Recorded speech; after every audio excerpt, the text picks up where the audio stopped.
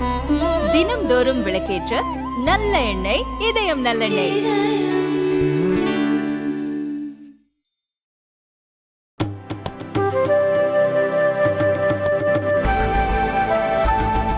காலை வணக்கத்தை தெரிவித்துக் கொள்கின்றோம். அதே நேரத்தில் உங்களுக்கு இந்த அற்புதமான நன்னாளில் குடியரசு தின நல்வாழ்த்துக்களையும் தெரிவித்துக் கொள்கின்றோம். நேற்று நம்முடைய பாரத அரசு, பாரத பிரதமர் நரேந்திர மோடி அவர்கள் இந்த குடியரசு விழாவுக்காக பத்மா விருதுகளை அறிவித்திருக்கின்றார்கள். அதில் மிக முக்கியமாக தமிழகத்திற்கு 2 பத்ம விபூஷன் கொடுத்துருக்குறாங்க. 2 பத்ம விபூஷன் கொடுத்துருக்குறாங்க. நாட்டிய கலையில், கலாச்சாரத்தில் சிறந்து விளங்கக்கூடிய பத்மா சுப்பிரமணியம் அவர்களுக்கு, வைஜெயந்தி பாலி அவர்களுக்கு 2 பேர்த்துக்கும் பத்ம விபூஷன் விருது. அதன் பிறகு பத்ம பூஷன் விருது நம்முடைய மறைந்த கேப்டன் ஐயா விஜயகாந்த் அவர்களுக்கு நம்முடைய பாரத பிரதமர், நம்முடைய மத்திய அரசு அறிவித்திருக்கின்றார். குறிப்பாக கேப்டன் அவர்களுடைய சேவை ஏழை மக்களுக்கு எந்த அளவுக்கு கேப்டன் அவர்கள் இதயத்தில் இருந்தார். பிரதமர் அவர்கள் திருச்சி வந்தபோதும் சரி, அந்த பொது நிகழ்ச்சியிலும் சரி, கேப்டன் அவர்களுக்கு தன்னுடைய இரங்கல் செய்தியை தெரிவித்திருந்தார்கள் பொதுக்கூட்டத்தில். ஆனால் இன்றைக்கி கேப்டன் அவர்களுக்கு இந்தியாவில் இருக்கக்கூடிய ஒரு உயரிய விருதாக இருக்கக்கூடிய பத்ம பூஷன் நம்முடைய கேப்டன் விஜயகாந்த் அவர்களுக்கு கிடைத்திருப்பது எங்கள் அனைவருக்கும் கூட பெரும் மகிழ்ச்சியை தருது. அதை தாண்டி பத்மஸ்ரீ விருதுகள் நம்ம பார்க்குறோம்.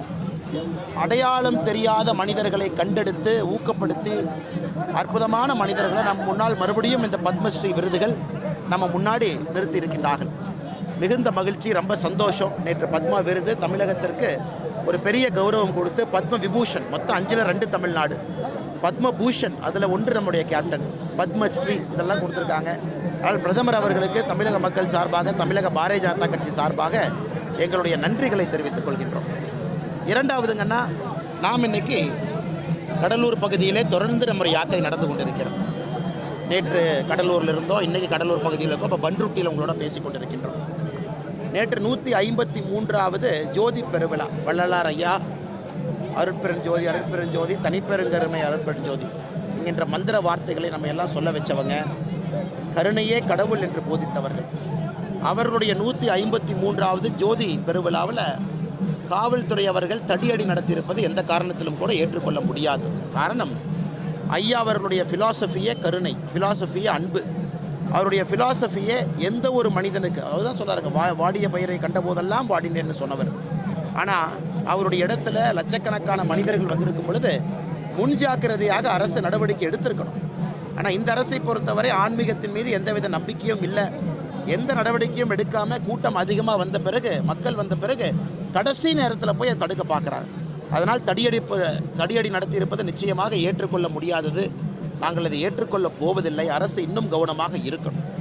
அதை தாண்டி சகோதர சகோதரிகள், உங்களுக்கு தெரியும், இந்த பகுதி நிறைய பிரச்சனைகள் இருக்குது. நெய்வேலி பிரச்சனைலாம் நம்ம சாயந்தரம் நெய்வேலியில் பேசுகிறோங்க ஐயா.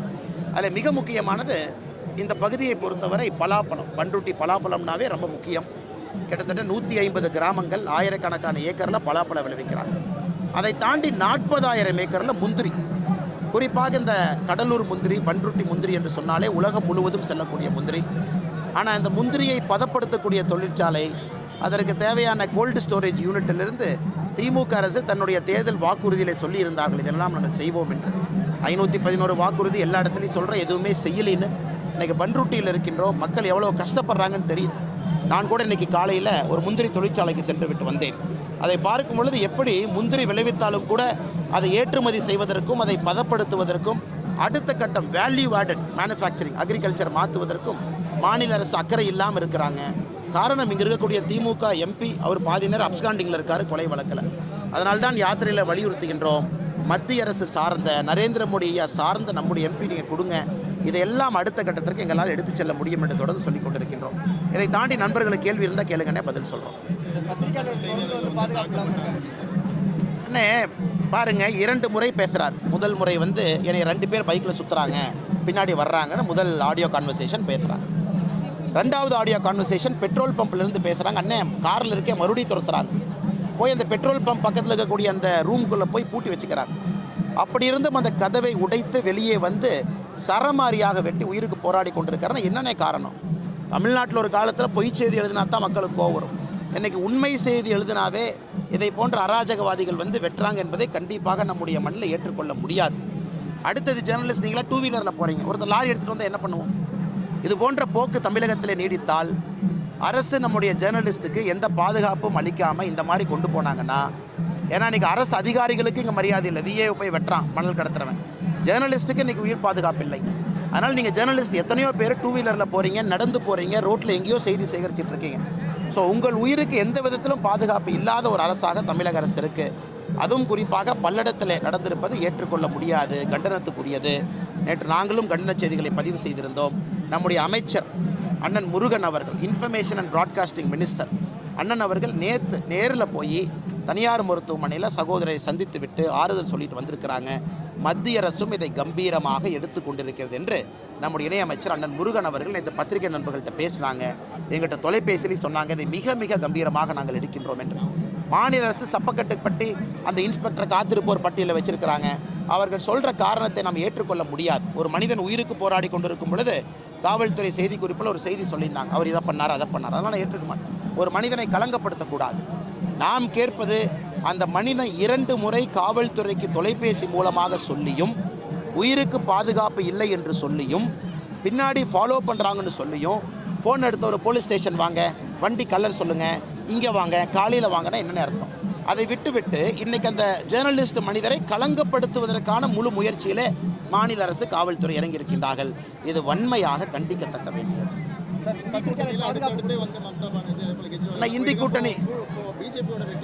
இந்தி கூட்டணியை பொறுத்தவரை என்ன, அது ஒரு சீட்டு கட்டு மாதிரிண்ணே. ஒரு ரவுண்டு குலுங்கும்போது ஒரு ஜோக்கர் வெளியே போயிடுவார். சீட்டு கட்டில் நம்மள சீட்டு வாழ விடுமில்லண்ணே. இப்போ முதல் ரவுண்டு குலுங்கிருச்சு, 2 பேர் எஸ்கேப் ஆகிட்டாங்க. அடுத்த ரவுண்டு திரும்ப குலுக்கி போடும்போது 2 ஜோக்கர் எஸ்கேப் ஆயிடுவாங்க. இப்போ நிதிஷ்குமார் அவர்கள் வெளியே வர்றாரு. மம்தா பானர்ஜி அவங்க தெளிவாக சொல்லிட்டாங்க, எனக்கு காங்கிரஸ் வெஸ்ட் பெங்காலில் ஜெயிச்சதே 2 சீட்டு, 6 சீட்டு கேட்டால் எப்படிங்க எனக்கு கொடுப்பாங்க? ஸோ மம்தா பானர்ஜி அவர்கள் எங்களுக்கு விருப்பம் இல்லை, காங்கிரஸ் தனியாக தான் போகணும், நாங்கள் தனியாக போகிறோன்ட்டாங்க. நிதிஷ்குமார் அவர்கள் எந்த நேரமும் வெளியே வரக்கூடும் என்கின்ற சூழல் இன்றைக்கி பீகாரில் இருக்குது.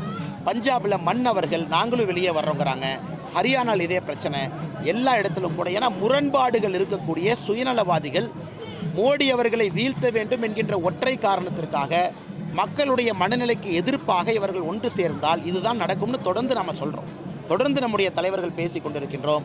இன்றைக்கி பீகாரில் இல்லை, வெஸ்ட் பெங்கால் இல்லை, பஞ்சாபில் இல்லை, ஹரியானாவில் இல்லை, ஒரு இடத்திலும். தமிழ்நாட்டில் 28ஆம் தேதி தொகுதி பங்கீடு நடக்குது. இங்கே பாப்பா என்ன நடக்குது? 28ஆம் தேதி தமிழகத்தில் தொகுதி பங்கீடு நடக்குது, காங்கிரஸ் திமுகலாம். ஏன்னா மக்களுக்கு தெரியும், முரண்பாடு இருப்பவர்கள் சுயநலவாதிகள் ஒன்றாக சேர்ந்து மோடி என்கின்ற நல்ல மனிதரை எதிர்த்தால் மக்கள் அதை பொறுத்து கொள்ள மாட்டார்கள் என்பது இந்தி கூட்டணிக்குள்ளே ஏற்பட்டிருக்கக்கூடிய விரிசல் நமக்கு ஒரு பாடமாக காட்டுகிறது.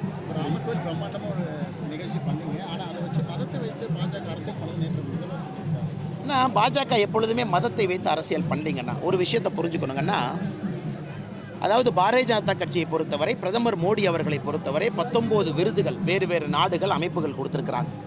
அதில் 8 விருதுகள் இஸ்லாமிய நாடுகள் அவருடைய உயர்ந்தபட்ச விருதை கொடுத்துருக்குறாங்க. என்ன அர்த்தம்? இஸ்லாமிய நாடுகள், ஷரியா லா ஃபாலோ பண்ணக்கூடிய நாடுகள் பிரதமர் மோடி அவர்களை விரும்புகின்றார்கள். இது ஒரு உதாரணத்துக்கு. உத்தரப்பிரதேசத்துலேருந்து எங்கே பார்த்தாலும் கூட இஸ்லாமிய சகோதரிகள் பாரதிய ஜனதா கட்சியின் பக்கம் நிற்கிறாங்க. ஏன்னா நம்மை பொறுத்தவரை 1528 இடிக்கப்பட்ட ராமர் கோவில், நாம் 1952 முதல் தேர்தலிலிருந்து சொல்கிறோம் ராமர் கோவிலை கட்டுவோம் என்று. எப்படி கட்டுவோம்? எல்லாரையும் ஒருங்கிணைத்து பொறுமையாக சாந்தமாக உச்சநீதிமன்றத்தில் என்னென்ன வழக்கு இருக்குதோ அந்த வழக்கெல்லாம் தீர்க்கப்படும் வரை நம்ம கட்டுவோம். ஒரு விஷயம் புரிந்து கொள்ள வேண்டுமென்னா, இஸ்லாமிய சகோதரர்கள் கிறிஸ்தவ சகோதரர்களுக்கு நிறைய கோவில்கள் இருக்குது, மாஸ்க் இருக்குது, சர்ச் இருக்குது, எல்லாம் வழிபடுறாங்க. ஆனால் இந்து சகோதர சகோதரிகளுக்கு ராமர் பிறந்த இடத்துல ஒரே ஒரு கோயில் தான் இருக்குது.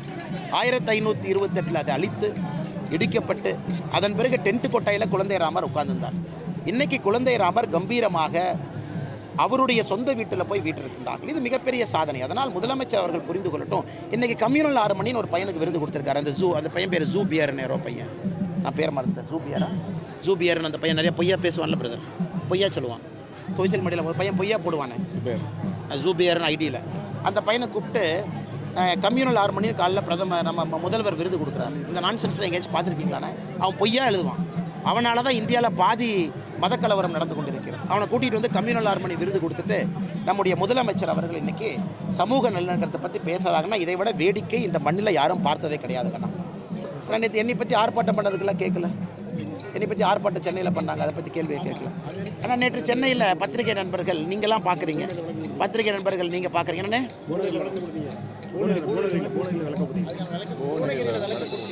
வாங்கி கொடுத்துனானே அண்ணே அதானே உண்மை. இப்போ பாருங்கண்ணே, நக்கீரன் கோபால் அண்ணுக்கு எவ்வளோ மீசை இருக்கோ அந்தளவுக்கு மூளை இருந்தால் நக்கீரன் நல்லாயிருக்கும். நக்கீரன் கோபால் அண்ணுக்கு மீசை இருக்கும் அளவுக்கு மூளை இருந்தால் நக்கீரன் பத்திரிக்கை நல்லா ஓடும். ஆனால் மீசை இருக்கிற அண்ணுக்கு அளவுக்கு மூளை இல்லை. ஹிந்து ராம் அவர்கள் சகோதரர் வினோத் செல்வம் ஹார்பர் தொகுதியில் போட்டியிட்ட பொழுது சகோதரர் வினோத் செல்வத்தை எதிர்த்து பிரச்சாரம் பண்ணார். ஒரு ஆளுங்கட்சியினுடைய பிரச்சாரத்தை இந்து பத்திரிகையினுடைய இதற்கு முன்பு எடிட்டர் தலைவராக இருந்த ராம் அவர்கள் ஹார்பர் தொகுதியில் போய் உட்காந்து பிரச்சாரம் பண்ணி சகோதரர் வினோத் செல்வத்துக்கு எதிராக போய் பேம்ப்ளெட் எல்லாம் கொடுக்குறார். இன்றைக்கி அவர் நடுநிலைமையை போல் பேசுகிறார். தமிழ்நாட்டில் ஆச்சரியம் என்னென்னானே, உங்களை போன்று வெயிலில் நின்று நீங்கள் வாங்குகிற 10,000 15,000 20,000 சம்பளத்தை நேர்மையாக நாணயமாக வேலை செஞ்சு நீங்கள் தூக்குற ஒரு பேக் 4-5 கிலோ வெயிலில் நின்று நாங்கள் எங்கே இருந்தாலும் கூட அந்த இடத்துல செய்தியை சேகரித்து நீங்கள் என்னை கிரிட்டிசைஸ் பண்ணால் நாங்கள் ஏற்றுக்கிறோம். உங்களுக்கு முழு தகுதி இருக்குது, உரிமை இருக்குது, நீங்கள் களத்தை பார்க்குறீங்க. ஆனால் எதுவுமே இல்லாமல் ஒரு ஆளுங்கட்சியை சார்ந்திருக்கக்கூடிய ஜேர்னலிஸ்ட்டு இன்றைக்கி கிரிட்டிசைஸ் பண்ணுறாங்கல்ல, இதை ஏற்றுக்கொள்ள முடியாது. 14 பேர் மேடையிலிருந்து பேசுகிறாங்க, அதை கேட்பதற்கு 10 பேர் அந்த கட்சியினுடைய கேமராமேன், அந்தந்த தொலைக்காட்சி கேமராமேன் மொத்தமாக 10 பேர் 40 பேர் சேர்ந்து ஒரு போராட்டம் போடுறாங்க. அதில் நக்கீரன் கோபால் அவர்கள் ரொம்ப தவறாக பேசியிருக்காரு. அதுக்கெல்லாம் நான் விளக்கம் கொடுக்க போகிறது இல்லைன்னு.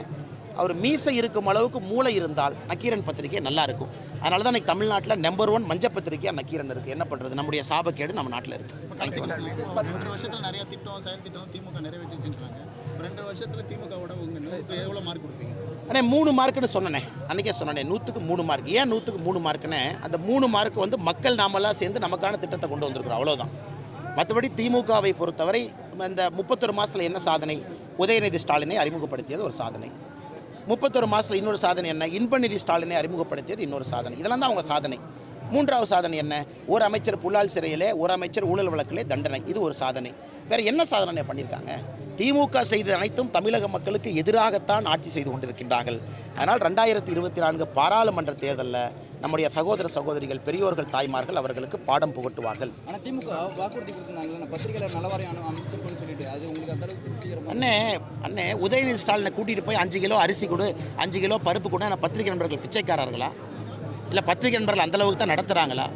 திமுகவை சார்ந்த சில பேர் உதயநிதி ஸ்டாலினை கூட்டிகிட்டு சென்னை வெள்ளத்தில் பத்திரிகையாளர் பாதிக்கப்பட்டாங்க, 5 கிலோ அரிசி கொடு, 2 கிலோ பருப்பு கொடுனா உண்மையாலே கேட்குற பத்திரிகை நண்பர்கள் பிச்சைக்காரர்களா? பத்திரிகை நண்பர்கள் அதெல்லாம் கேட்கல, அரிசி பருப்பு கேட்கலிங்கண்ணா, நலவாரியம் கேட்குறாங்க, ஒரு ஹானஸ்ட்டாக வாழ்றதுக்கு ஒரு செக்யூரிட்டி கேட்குறாங்க. ஏன் தமிழ்நாடு ஒரு முன்னோடி மாநிலமாக இருந்து பத்திரிகை நண்பர்களுக்கு பென்ஷன் கொடுக்கலாமே? இன்றைக்கி எதோ பேசுகிறோம், எதோ அறிக்கையில் விடுறோம். பத்திரிகை நண்பர்களுக்கு ஏன் பென்ஷன் இல்லைன்னு நான் கேட்குறேனே. நைட்டு வேலை செய்கிறீங்க, காலையில் 4 மணிக்கு வேலை செய்கிறீங்க, ரிஸ்க்குனா ஃபஸ்ட்டு நீங்கள் தான் போகிறீங்க, எங்கே இருந்தாலும் முதலாளாக நீங்கள் ஓடுறீங்க. பத்திரிகை நண்பர்களுக்கு பென்ஷன் பாரதிய ஜனதா கட்சி வந்தால் நாங்கள் கொடுப்போம். நாங்கள் ஆன் ரெக்கார்ட் நாங்கள் சொல்கிறோங்கண்ணா. பாரதிய ஜனதா கட்சி மக்களுடைய அன்பை பெற்று தமிழகத்தில் ஆட்சி அமைக்கின்ற முதல் நாளில் பத்திரிகை நண்பர்களுக்கு பென்ஷன் கொடுக்க ஆரம்பிப்போம். எப்படி பத்திரிகை நண்பர்களும் முன்கள பணியாளர்களாகத்தான் நாங்கள் பார்க்குறோம். ஆனால் இவங்க பத்திரிகை நண்பர்கள் சில பேர்த்த பயன்படுத்தி ஐடியாலஜிக்கல் பேஸில் ட்ராமா பண்ணுறாங்க. இவங்களுக்கு உண்மையான பத்திரிகையாளர் மீது எந்தவித அக்கறையும் திமுகவுக்கு இல்லை. ஆனால் பப்ளிக்குடைய பிரதான கோரிக்கைன்னு அரசியல் மாற்றம் வேண்டும் சார். குறிப்பாக பண்ருட்டி போன்ற வளர்ச்சி குறைவாக இருக்கக்கூடிய பகுதி. அண்ணே நாங்கள் அதே கடினமான வேலையை பார்க்குறோம். எங்கள் ஊருக்கு வளர்ச்சியே வரல. தமிழ்நாட்டில் 4 மாவட்டங்கள் மட்டும்தான் வளர்ச்சியில் இருக்குது. சென்னை, செங்கல்பட்டு, காஞ்சிபுரம், கோயம்புத்தூர் 32 விழுக்காடு வளர்ச்சி அவங்ககிட்ட தான் இருக்குது. நம்மக்கிட்ட ஒன்றுமே இல்லைன்னா நம்ம எல்லாம் ஆட்சியாளர்கள் மறந்துட்டாங்களே, ரூரல் ஏரியாவை மறந்துட்டாங்க, தென் தமிழகத்தை மறந்துட்டாங்க, விவசாயம் பொய்த்து போச்சு, தண்ணி இல்லைன்னு. ஆனால் மிக தெளிவாக மக்கள் தமிழக அரசியலை கணித்திருக்கின்றார்கள். வளர்ச்சி என்பது Tier 2 Tier 3 சிட்டியை தொடாமல் போயிட்டுருக்கு. இதை மக்கள் தெளிவாக உணர்ந்திருக்கின்றார்கள். வேலை இல்லாத இளைஞர்கள் அதிகமாக இருக்கின்றார்கள். விவசாய பெருமக்களுக்கு தண்ணி இல்லாமல் விவசாயம் பொய்த்து போக ஆரம்பித்திருக்கிறது. நகர்ப்புறத்தில் மட்டுமே வளர்ச்சி கொஞ்சூண்டு இருக்குது, கிராமப்புறத்தில் எந்த விதமான வளர்ச்சியும் இல்லை என்பது இந்த யாத்திரையில் மக்களுடைய முதல் கருத்து. 2வது, ஊழல் இல்லாத சமுதாயத்தை உருவாக்க வேண்டும் என்பது மிக மிக முக்கியமான கருத்து. எல்லாவற்றையும் தாண்டி மோடி அவர்கள் 3வது முறையாக ஆட்சிக்கு வர வேண்டும் என்பதில் தெளிவாக இருக்காங்க.